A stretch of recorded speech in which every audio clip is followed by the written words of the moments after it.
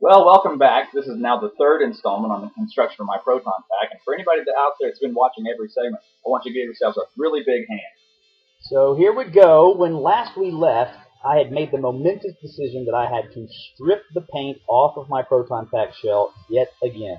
And this was going to have to be done manually. Now, there were certain chemicals that I was told I could use. Somebody recommended airplane remover or airplane stripper. This is called aircraft remover by Rust-Oleum, and I bought this at Walmart.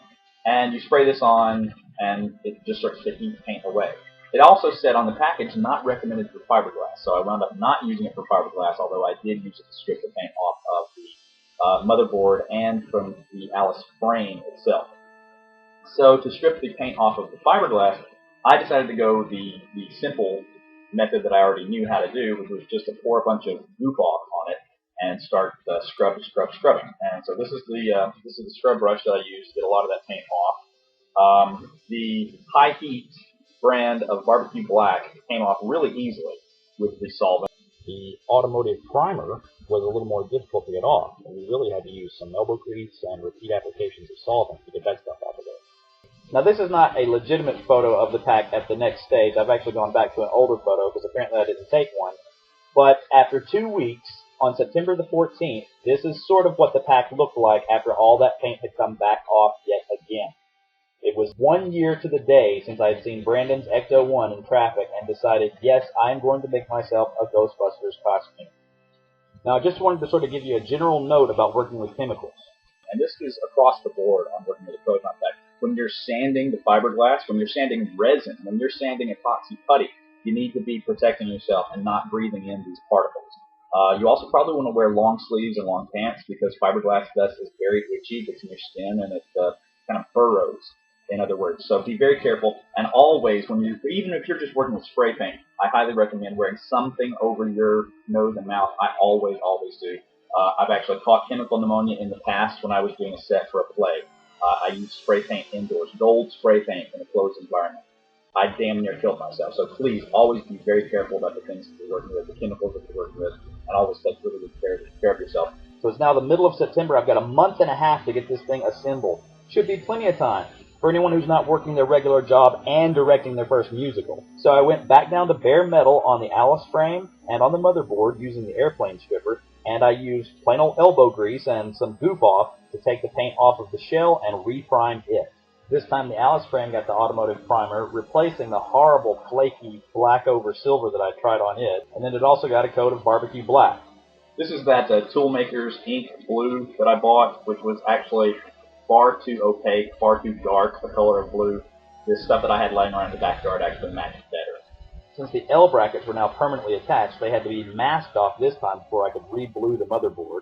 And since logically the blue marking agent shouldn't be on the edges that were cut from the larger sheet, I also masked off the very perimeter edge so it would be bare aluminum.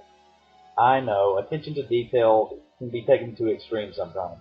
So here's some more steps that I've already done once that I'm having to redo. I put the shell on top of the motherboard and I marked it with the primer around the edges. And then I put the shell back on top of it and I marked it around the edge with the black. And then after a full fortnight of being hunched over this thing, scrubbing it, it finally looked like this again. This is the old photo. But this time, I remembered to buff it. And it looked so beautiful. I was so happy to have gotten it back to this state. Now I was off to the Shoals Theater to use their table saw to cut some of the aluminum tubing.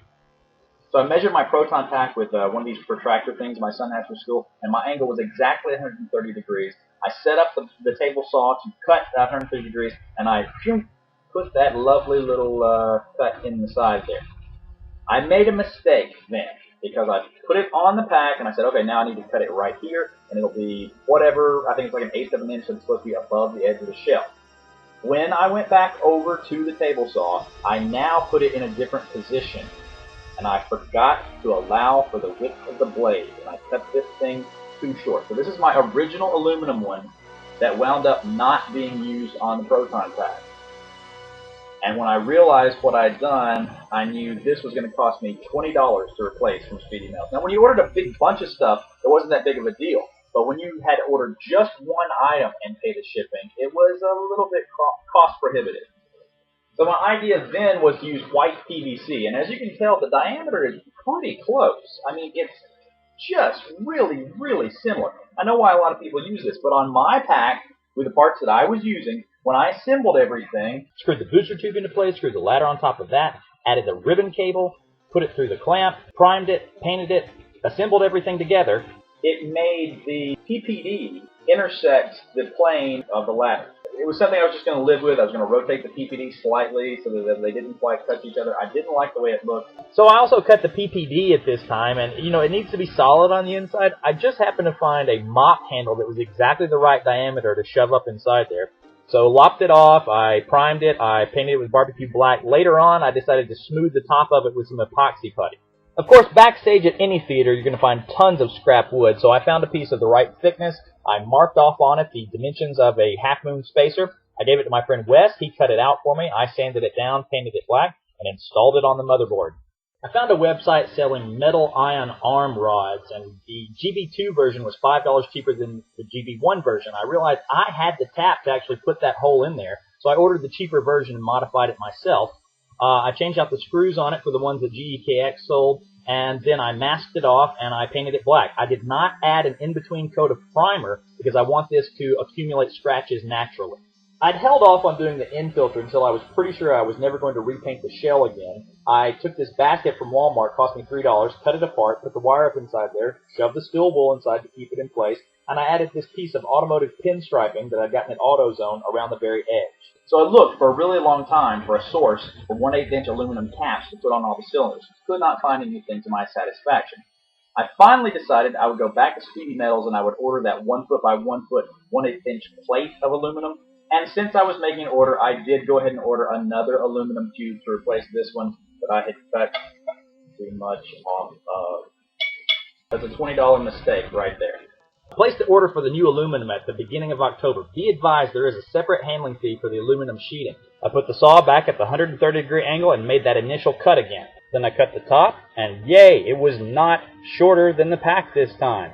Here's a good comparison pic that will show you the difference in diameter between the actual metal aluminum and the white PVC. As you can see, it's just slightly larger, and that's enough of a difference to keep your PPD from intersecting your booster frame. So I unscrewed everything, took the PVC pipe out, put the aluminum in its place, I drilled it, tapped it, reassembled everything, and it looked great. Hey, does that booster tube look too tall now? Oh, crap. Oh well, nothing for it but to take it back to the table saw and cut it one more time, right? And then I made yet another mistake. I put it on there. I made sure that I knew exactly how wide the blade was going to be, how much it was going to take off. I got very ready. I brought the blade down, and it yanked the pipe out of my hand, slung it across the room. I was like, holy crap. I ran over there to it, picked it up, and there was this big, jagged gap taken out of the side of not this pipe, but the other one, the longer one. I was so disgusted I didn't even have presence of mind to take a picture of it. I mean, was I going to have to spend another $20 ordering a third pipe? Why was this one part so difficult? There's no time for it to arrive. Should I just use the PVC after all?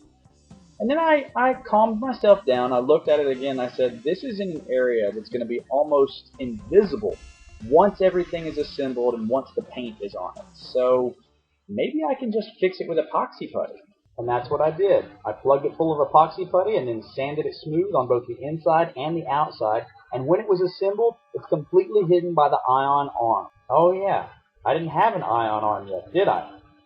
Need to do something about that. So I marked on my sheet of aluminum everything that was going to need to be cut out, and I took it to Mr. Ashley at Florence High School, who had his student Mason plasma cut it and weld it together. I dropped the stuff off on Monday, October the 22nd. They gave him 9 days, but only 7 one-hour class periods to assemble 6 different pieces. And this is kind of a good stopping point for this chapter, and I hope to see you soon on the next installment. Stay tuned.